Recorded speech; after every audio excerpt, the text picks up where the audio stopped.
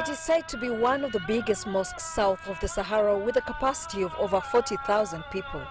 It was named the Gaddafi Mosque after completion in 2008 as a tribute to former Libyan leader Muammer Gaddafi, whose government paid for it.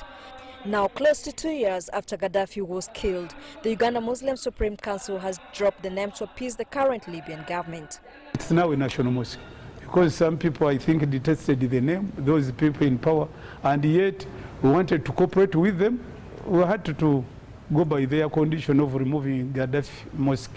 It's not clear how much was spent on building the mosque that sits on a hill in the capital Kampala, but the Gaddafi administration also financed its administrative costs until his demise. Really, he invested a lot here. He was a Pan-Africanist, he was a great person who cherished Islam, and really we will never forget him, though we have to appreciate changes. What do we have to do? Some Muslims here in Uganda still remember Gaddafi positively. Elders say we change his name, okay, but in the heart of Muslims, will never change at all. He hasn't been betrayed, but since he's away, so there is no big problem with that. It can be either called a National Mosque or Gaddafi Mosque. The Uganda Muslim Supreme Council says the mosque requires a costly renovation, which Libya is willing to fund.